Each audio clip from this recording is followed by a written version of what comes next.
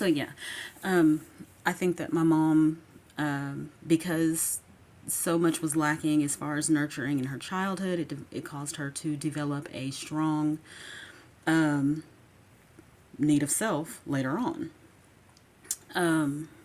And I understand that. It doesn't mean I agree, but I understand that wanting your whole life to be seen or accepted or loved, it makes perfect sense to me that a person who didn't experience that would demand it later.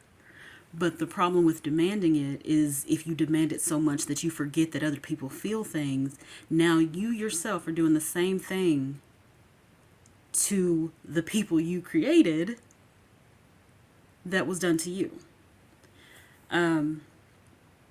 I feel like all people, like all families, probably have a ugly part, and down the line, things change as you grow and learn, and that's when things get better.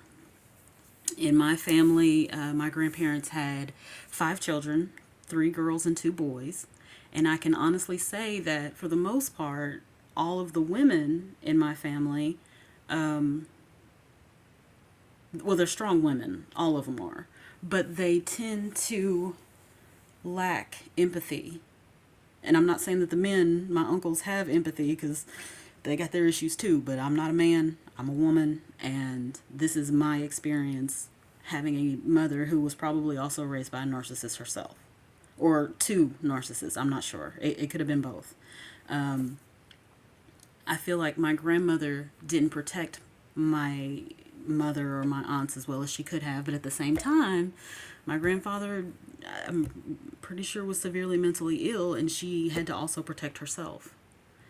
And in the time that they were raised, I just think it was really hard to do those things. So my mom grows up in this house where she feels neglected, she feels unloved. I would assume she was scared all the time.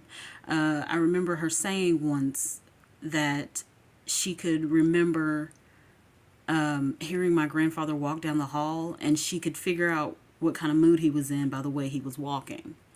30 years later, not even 30, I'll say, what? Well, it might have been 30 years. I'll say about 15, 16 years old. I could hear my mom walking down the hall, and I could tell what kind of day it was going to be by the footsteps. And that was like in my teenage years. And I remember even telling her, I used to do that when I was a kid living at home with you. I would listen to the footsteps, and I could tell by the way you came down the hall what kind of day it was going to be.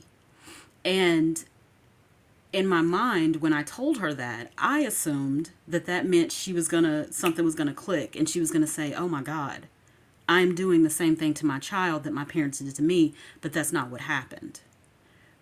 Which is why I know she full on is a narcissist, because my daughter once said to me,